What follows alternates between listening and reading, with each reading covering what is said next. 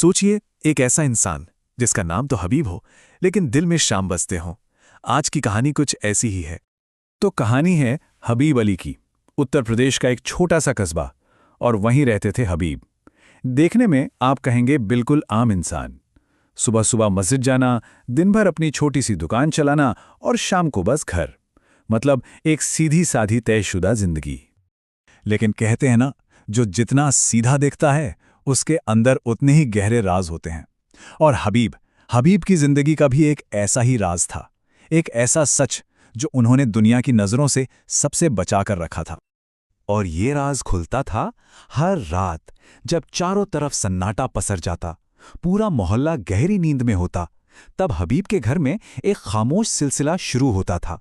वो उठते और धीरे से अपने कमरे का दरवाजा अंदर से बंद कर लेते। तो क्या था दरवाजे के पीछे? यही था उनका वो गहरा राज। अपनी अलमारी के कोने में रखे पुराने कपड़ों के ढेर से वो निकालते थे एक छोटी सी कृष्ण की मूर्ति, और फिर वो उससे बातें करते थे। ये मूर्ति उनकी जिंदगी का सबसे कीमती, सबसे छिपा हुआ हिस्सा थी। लेकिन सवाल यह है कि एक मुसलमान हबीब, उनके पास कृष्ण की मूर्ति कहां से आई? ये रिश्ता कैसे बना? इस सवाल का जवाब जानने के लिए हमें कहानी में 20 साल पीछे जाना होगा, वृंदावन की एक शाम में। तो चलिए चलते हैं उस शाम में। ये वो वक्त था जब हबीब की जिंदगी में अंधेरा छाया हुआ था। वो अपनी जिंदगी के सबसे सबसे मुश्किल दौर से गुजर रहे थे। वजह, उनका बेटा, जो बहुत बहुत ज्यादा बीमार था, और उम्मीद उम्मीद की कोई किरण दूर दूर तक नजर नहीं आ रही थी। अपने बेटे के इलाज के लिए ही वो मथुरा आए थे, लेकिन यहां डॉक्टरों ने भी जवाब दे दिया था, हाथ खड़े कर दिए थे। जेब में जो थोड़े बहुत पैसे थे वो भी खत्म हो चुके थे, और उम्मीद तो खैर वो तो कब की खत्म हो चुकी थी।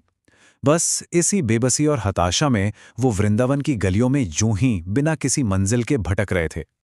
भटकते भटकते अचानक उन्हें एक आवाज ने रोका। एक बूढ़े साधु थे।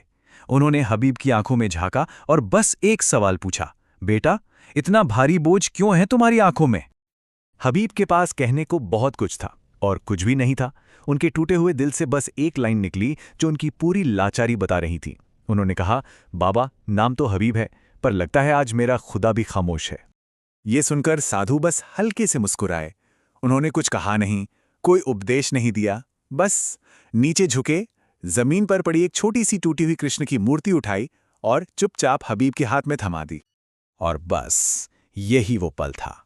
उसी रात कुछ ऐसा हुआ जिसने हबीब की दुनिया, उनकी सोच, उनकी आस्था, सब कुछ हमेशा हमेशा के लिए बदल दिया। वो वाकई एक चमत्कार की रात थी। अब हबीब को कोई पूजा पाठ तो आता नहीं था। उन्होंने बस उस मूर्ति को कसकर अपने सीने से लगा लिया और अपने बेटे का हाथ थामकर सारी रात रोते रहे, बस रोते रहे। लेकिन अगली सुबह जब डॉक्टर आए तो वो हैरान रह गए। उनके चेहरे पर अविश्वास था। जिस बीमारी को वो लाइलाज बता चुके थे, वो बीमारी चमत्कारिक रूप से कम हो रही थी। बस उस एक रात ने, उस एक चमत्कार ने हबीब की जिंदगी और उनकी आस्था को एक नया मोड़ दे दिया। तो अब सवाल यह है कि इसके बाद क्या हुआ? चलिए देखते हैं। और देखिए यहां सबसे दिलचस्प बात क्या है। हबीब ने अपना धर्म नहीं बदला। वो जैसे पहले नमाज पढ़ते थे वैसे ही पढ़ते रहे। वो एक सच्चे मुसलमान बने रहे। लेकिन अब उनकी एक और निजी, एक छिपी हुई दुनिया भी थी। दिन में वो खुदा की इबादत करते, और रात के अंधेरे में वो कृष्ण से बातें करते थे। और वो कृष्ण से क्या कहते थे पता है? वो अक्सर उस मूर्ति से कहते, सुन, तू मेरा भगवान है या नहीं ये तो मैं नहीं जानता, पर एक बात जानता हूं, जब दुनिया में सबने मुंह मोड़ लिया था तब तूने मेरा हाथ पकड़ा था। सोचिए, ये रिश्ता किसी धर्म का नहीं था, ये तो बस एक एहसान, एक आभार का रिश्ता था। और ये कोई दिखावे की भक्ति नहीं थी, ना कोई वीडियो, ना कोई पब्लिसिटी, कुछ नहीं। ये एक इतना सच्चा और निजी रिश्ता था जो सिर्फ हबीब और उनके कान्हा के बीच था। दुनिया को दिखाने के लिए कुछ भी नहीं। हबीब ने राज अपनी पूरी जिंदगी सीने में दबाए रखा। इसका पूरा सच तो उनके इस दुनिया से जाने के बाद ही सामने आया। जब हबीब का इंतकाल हुआ तो कुछ दिनों बाद उनके बेटे ने, वही बेटा जिसकी जान बची थी, उसने यूं ही अपने वालिद की अलमारी खोली, और अंदर कपड़ों के बीच में उन्हें वही पुरानी टूटी हुई कृष्ण की मूर्ति मिली। लेकिन इस बार मूर्ति के साथ एक छोटा सा मुड़ा तोड़ा कागज का टुकड़ा भी था, और उस कागज पर हबीब ने अपनी पूरी जिंदगी का, अपनी पूरी आस्था का निचोड़ लिख दिया था। सिर्फ एक लाइन में लिखा था, नाम से भगवान नहीं मिलते, दर्द से पुकारो तो वो खुद चलकर आते हैं। तो हबीब की ये कहानी हमारे लिए एक बहुत बड़ा सवाल छोड़ जाती है। क्या सच में आस्था की कोई पहचान होती है?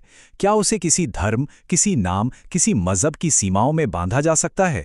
या फिर ये बस दिल से निकली एक पुकार है जो किसी भी रूप में कहीं भी सुनी जा सकती है? इस पर सोचिएगा ज़रूर।